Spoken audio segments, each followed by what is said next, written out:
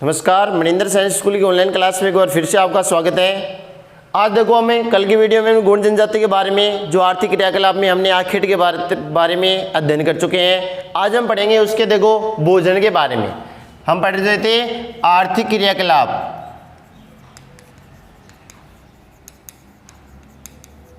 ठीक है। उनके आर्थिक क्रियाकलाप में हमें पहला हम पढ़ चुके हैं आखेट। अब देखो दूसरा है भोजन, कि लोग क्या खाते हैं, किस प्रकार का भोजन करते हैं, उनके बारे में अध्ययन करेंगे। तो देखो भोजन में लोग क्या करते हैं, इनका एक स्थानीय अनाज है, कोदू है, कुटकी। गौण जनजाति के लोगों का स्थानीय अनाज है, कोदू है, कुटकी। इनके स्थानीय अनाज है जो इनका प्रमुख खाद्यान्न है।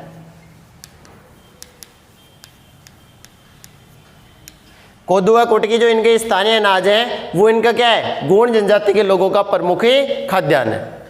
इसके अलावा ये क्या करते हैं, जब भी कभी उत्सव होता है, उत्सवों पर ये क्या बनाते हैं, चावल बनाते हैं। उत्सवों पर इनके द्वारा क्या बनाए जाते हैं, चावल भी बनाए जाते हैं। कोदू व कुटकी इनके स्थानीय अनाज जो इनका प्रमुख खाद्यान्न है, लेकिन जब भी कोई त्यौहार होता है, उत्सव होता है, तो ये क्या बनाते हैं, चावल भी बनाए जाते हैं। इनके द्वारा क्या बनाए जाते हैं, चावल भी बनाए जाते हैं। इसके अलावा ये लोग क्या करते हैं, पशु बलि दी जाती है। जो हमने पहले पढ़ा, पशु बलि देते हैं कि जैसे दीपा कृषि करते हैं तो उसमें अच्छी पैदावार के लिए, फसल उत्पादन के लिए क्या करते हैं, देवी माता को पशु बलि दी जाती है, ठीक है। या जब भी कोई निवास गृह या निवास स्थान का निर्माण करते हैं तो वहाँ पे क्या है, सगुन निकला करें, मूर्त निकला कर वहाँ भी क्या है, मुर्गी या बतख की बलि दी जाती है। तो बलि, पशु बलि से यानी पशु बलि दी जाती है। तो बलि दिए हुए जो दिया जो भाग है, शिकार है, सॉरी, बलि दिए जानवर, बलि दिए जानवर का मांस भी खाते हैं, मांस का सेवन करते हैं। यानी जिस जानवर की बलि दी जाती है उसके मांस का सेवन भी, उसको मांस को भी क्या करते हैं, खाते हैं। मांस का सेवन भी किया जाता है, यानी बलि दिए जानवर के मांस का सेवन करते हैं। इसके अलावा ये लोग क्या करते हैं, धूम्रपान करते हैं। ये लोग धूम्रपान करते हैं और महुआ से बनी शराब का सेवन करते हैं। धूम्रपान व महुआ से बनी शराब का सेवन करते हैं।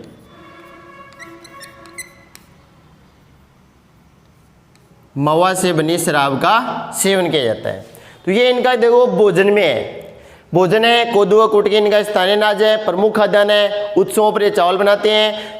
बलि दिए हुए पशु का या जानवर का ये क्या करते हैं, मांस खाते हैं। और इनके जो लोग हैं वो क्या करते हैं, धूम्रपान करते हैं और महुआ से बनी शराब का सेवन भी गौण जनजाति के लोगों के द्वारा किया जाता है, ठीक है। यह इनके गौण जनजाति के जो भोजन के बारे में। अब इसमें अगला आता है इनके वस्त्र व आभूषण के बारे में। तीसरा इसमें आता है वस्त्र व आभूषण।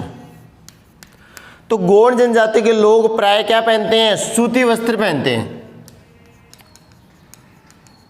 सूती वस्त्र, गौण जनजाति के लोग प्राय क्या पहनते हैं, सूती वस्त्र पहनते हैं। सूती वस्त्र पहने जाते हैं। उन्हें सूती वस्त्रों में देखो पुरुष और स्त्री दोनों क्या है, अलग अलग प्रकार के वस्त्र पहनते हैं। पुरुष और स्त्री दोनों अलग अलग प्रकार के क्या पहने जाते हैं, वस्त्र पहने जाते हैं। यानी सूती वस्त्र पहनते हैं और अलग अलग प्रकार के वस्त्र इनके द्वारा पहनी जाती है। जैसे पुरुष है वो क्या पहनता है, धोती पहनता है। और महिला है या स्त्री है वो क्या पहनती है, साड़ी और चोली पहनती है। साड़ी और चोली महिलाओं के द्वारा या स्त्रियों के द्वारा क्या पहनी जाती है, साड़ी व चोली पहनी जाती है। सूती वस्त्र पहनते हैं, पुरुष धोती पहनता है और महिला साड़ी व चोली पहनती हैं, ठीक है। तो ये तो इनके देखो वस्त्र के बारे में है। आभूषण है, आभूषण देखो चांदी के और एल्यूमिनियम के। चांदी और एल्यूमिनियम है दोनों धातुओं के आभूषण है। गौण जनजाति के पुरुष और महिला दोनों के द्वारा पहने जाते हैं। पुरुष और महिला दोनों के द्वारा गौण जनजाति के लोगों के जो एल्युमिनियम और चांदी के आभूषण इनके द्वारा पहने जाते हैं। ठीक है, इसके अलावा ये देखो गले में क्या है, काले मनकों की माला है, कोड़ियों का हार है, वो पहने जाती हैं। अपने आप वो क्या करते हैं, चूड़ियों से जो हरे रंग बिरंगी चूड़ियाँ पहनती हैं। ठीक है, तो ये इनके द्वारा जो इसमें है चूड़ियाँ पहनती हैं, चूड़ियाँ रंग बिरंगी चूड़ियाँ पहनती हैं। इसके अलावा गले में काले मनके या कोड़ियों का हार, गले में काले मनके या कोड़ियों का हार इनके द्वारा पहना जाता है। किसके द्वारा, महिलाओं के द्वारा। एल्युमिनियम और चांदी के दोनों के वस्त्र पुरुष और स्त्रियां पहनती हैं, और चूड़ियां रंग बिरंगी चूड़ियां पहनती हैं। जो कौन पहनती हैं, स्त्रियां पहनती हैं। और ये भी कौन पहनती हैं, स्त्रियां। गले में काले मनके और कोड़ियों की जो हार है वो भी क्या है, गौड़ जनजाति के लोगों के द्वारा पहना जाता है। ठीक है, इसके अलावा स्त्रियां वो क्या करती हैं, गोदना गुदवाती हैं। स्त्रियां क्या करती हैं, गोदना भी गुदवाती हैं। स्त्रियां हैं, महिलाएं हैं, वो क्या करती हैं, अपने शरीर पर गोदना भी गुदवाती हैं। ठीक है, तो ये इनके हैं वस्त्र व आभूषण, गौड़ जनजाति के ये है वस्त्र व आभूषण के बारे में। ठीक है, अब देखो चौथा आता है इसमें उनके निवास गृह के बारे में। अब देखो सभी जनजातियों में हम पढ़ चुके हैं, एक निवास क्षेत्र के बारे में और एक निवास गृह के बारे में। अगर वैसे पॉइंट लगाए तो 4 या 5 ही पॉइंट है। पहला है निवास क्षेत्र है, दूसरा है आर्थिक क्रियाकलाप आता है, तीसरा आता है जो उनके समाज व संस्कृति आती है, चौथा आधुनिक संस्कृति से उनका संपर्क आता है। इस प्रकार 4 है, लेकिन दूसरे में देखो ये है, इसमें हम चौथा पढ़ रहे हैं उनके निवास गृह के बारे में। निवास क्षेत्र यानी कौन से क्षेत्र में निवास करते हैं, निवास गृह यानी उनके आवास के बारे में, उनके घरों के बारे में अध्ययन करेंगे कि उनके घर कैसे हैं, किस प्रकार के घर बनाते हैं, उन घरों को किस नाम से जाना जाता है। तो उनके निवास गृह में है कि निवास गृह जो गौड़ जनजाति के लोग क्या है, नंगले या पल्ली और छोटे छोटे गांव में निवास करते हैं। गौड़ जनजाति के लोग नंगले या पल्ली और छोटे छोटे गांवों में क्या करते हैं, निवास करते हैं। कौन है, गौड़ जनजाति के लोग। ठीक है, और इनके जो निवास गृह, जहां निवास गृह बनाना होता है, जहां निवास गृह बनाना हो वहां का क्या निकलाते हैं, सुगुन निकलाते हैं। सुगुने निकलवाकर वहां पर क्या करते हैं, उत्सव मनाते हैं। जिस स्थान पे इन्हें निवास गृह घर बनाने होते हैं उस स्थान का क्या करते हैं, जिसको हम मुहूर्त बोलते हैं, सुगुन निकलाते हैं। और सुगुन निकलाकर वहां पे क्या बनाते हैं, उत्सव बनाते हैं।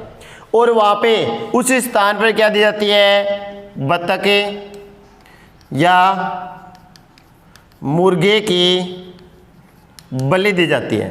ठीक है, निवास जगह या निवास गृह पे क्या करते हैं, जहाँ पे उत्सव मनाया जाता है, सुगुन निकला करे, जहाँ पे उन्हें घर बनाना होता है तो वहाँ पे क्या है, बत्तख या मुर्गे की भी क्या है, बलि दी जाती है। उसके बाद ही क्या बनाते हैं, ये घर बनाना प्रारंभ करते हैं या घर बनाते हैं। ठीक है, तो ये इनके निवास गृह के बारे में आता है कि इसका निवास गृह कैसा है या किस क्षेत्र में किस प्रकार के घरों में निवास करते हैं।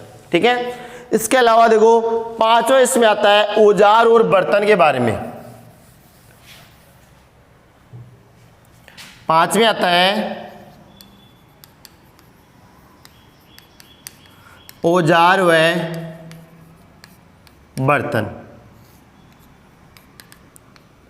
यानी किस प्रकार के, देखो ये आखेट करते हैं तो किस औजारों से करते हैं। जैसे भोजन खाते हैं बनाते हैं तो कैसे जो बर्तन इनके पास होते हैं, जैसे सोते हैं, ये बैठते हैं, उड़ते हैं, जो भी अपने क्रियाकलाप करते हैं तो किस प्रकार के इनके औजार की आवश्यकता होती है, कैसे औजार रखते हैं, किस प्रकार के इनके घरों में बर्तन पाए जाते हैं। ठीक है, तो इनके है औजार व बर्तन। तो देखो इनके औजार बहुत ही क्या होते हैं, साधारण होते हैं।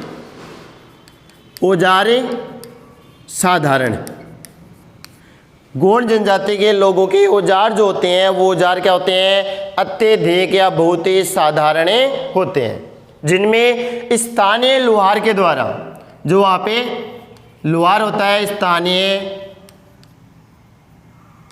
लोहार के द्वारा, स्थानीय लोहार के द्वारा क्या बने जाते हैं वहाँ पे, खुरपी, दराते, फावड़ा, कुल्हाड़ी और तीर की नोक।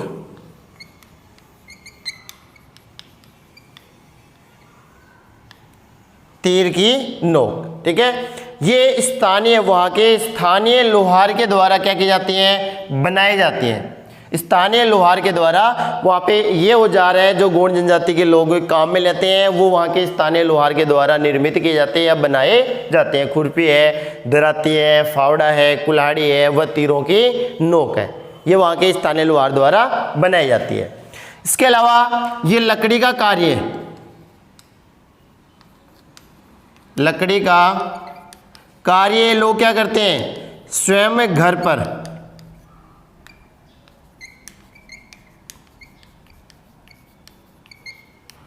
लकड़ी का कार्य लोग क्या कर लेते हैं, गोंड जनजाति के लोग लकड़ी का कार्य स्वयं ही क्या कर लेते हैं, घर पे कर लेते हैं।